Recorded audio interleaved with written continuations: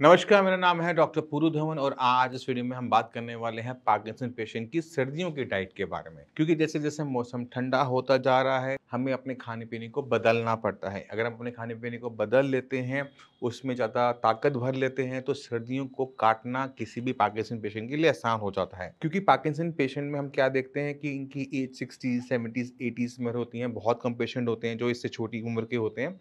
तो इनकी जो बॉडी की जो रिक्वायरमेंट है, अगर हम इसे पूरा ना करें तो पेशेंट अक्सर सर्दियों में जो है वो परेशान ज़्यादा होता है, शरीर में दर्द ज़्यादा होता है, साँस लेने में दिक्कत ज़्यादा देखने को मिलती है, पेशेंट बार-बार बीमार पड़ रहा होता है। तो हमने खाना कुछ ऐसा देना है कि उसकी पूरी जो बॉडी है, उसको ऐसी ताकत मिले कि स्ट्रॉन्ग बॉडी उनकी बढ़े।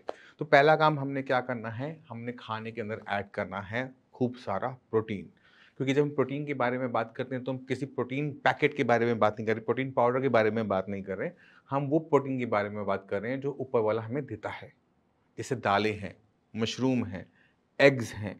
इन्हें अपनी डाइट में डालने से आपकी बॉडी अच्छी अमाउंट में हीट जनरेट कर पाती है, जो ठंड में आपको मदद करती है बॉडी को गर्म रखने में। तो पहला काम खाने के अंदर अच्छी मात्रा में आपने ऐड करना है प्रोटीन। दूसरी चीज़ है कि अपनी बॉडी में अच्छे अमाउंट में विटामिन, मिनरल, अमीनो एसिड्स को लेके जाना। अभी विटामिन, मिनरल्स हमें कहाँ से सबसे ज़्यादा अच्छे मिलते हैं? वो है वेजिटेबल्स। तो जितनी भी वेजिटेबल हैं, ग्रीन है, येलो है, रेड है, किसी भी टाइप की जो वेजिटेबल है, अगर हम उसको सूप बना के दिन में 2 बार लेते हैं, तो जितना भी विटामिन, मिनरल्स हमारी बॉडी को चाहिए, उससे ज़्यादा हमारी बॉडी में जाता है। बॉडी को जितना ज़रूरत होती है, उसे कंज़्यूम करती है, बाकी सारा का सारा बॉडी से बाहर आ जाता है। तो हमने अपनी डाइट के अंदर वेजिटेबल्स की मात्रा को बढ़ाना होता है, क्योंकि इससे हमारी जो कॉन्स्टिपेशन की दिक्कत होती है, जो कि पार्किंसन पेशेंट में बहुत कॉमन होती है, वो भी सॉल्व होनी शुरू हो जाती है। आपको अपनी डाइट को रिस्ट्रिक्ट नहीं करना होता। अगर आपको भूख लगी है, तो 3 बार, 4 बार खाना खाओ। दिन में 2 बार सूप लो, क्योंकि जब आप दिन में 2 बार सूप ले रहे होंगे, तो उसमें थोड़ा-सा नमक डालेंगे, थोड़ी-सी काली मिर्च डालेंगे। ये जो काली मिर्च है ना, ये आपकी बॉडी को गर्म रखने में बहुत हेल्प करती है। इसी वजह से काली मिर्च का जो यूज़ है, यूरोप में ज़्यादा होता है, जहाँ पे ठंड ज़्यादा पड़ती है। हम इसका जो यूज़ है, इंडिया में कम करते हैं, क्योंकि तीखी ज़्यादा होती है। तो आप अपने जो सूप बनाएँ, उसमें काली मिर्च और नमक का ही यूज़ कीजिए।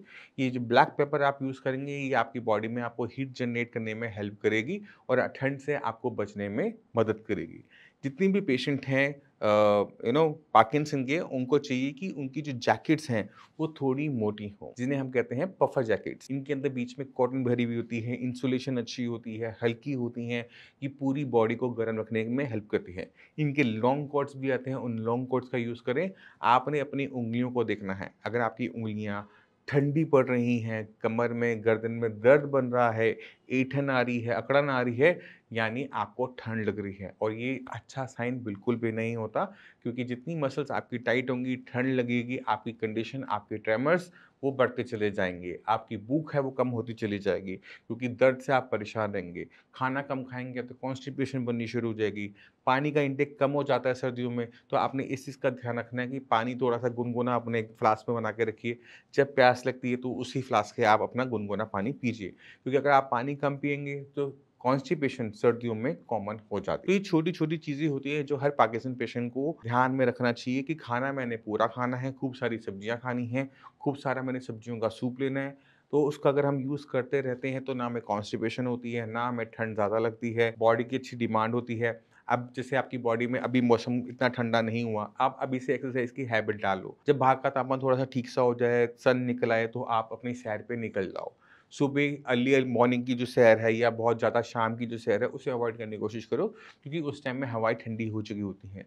जब धूप सिर पर आ चुकी होती है, क्योंकि हमारे पास टाइम है, कहीं जाना तो हमें होता नहीं है, तो उस टाइम में हम अपनी एक्सरसाइज़ की रूटीन बनाना शुरू करेंगे। अगर ठंड बाहर बहुत ज़्यादा है, तो क्लोज़ इंडोर्स में, जिम में, घर में हम एक्सरसाइज़ करेंगे जहाँ कमरा थोड़ा-सा गर्म है। पर हम एक्सरसाइज़ को छोड़ेंगे नहीं। ठंड लगने पे मानता हूँ कि आलस ज़्यादा आती है, बट इस आलस को आपने इस साल नहीं लेना। तो मैं उम्मीद करता हूँ इस वीडियो से इस ठंड में आपने कैसे अपने आप को सुरक्षित रखना है, किस तरह से अपनी बॉडी को स्ट्रॉन्ग करना है, वो सीख गए होंगे। फिर भी माइंड में कोई भी डाउट लगे, कुछ भी पूछना चाहते हो, मोस्ट वेलकम है। इसी के साथ आप सभी चलने की आज्ञा चाहूँगा। मिलते हैं अगली वीडियो में, तब तक के लिए नमस्कार।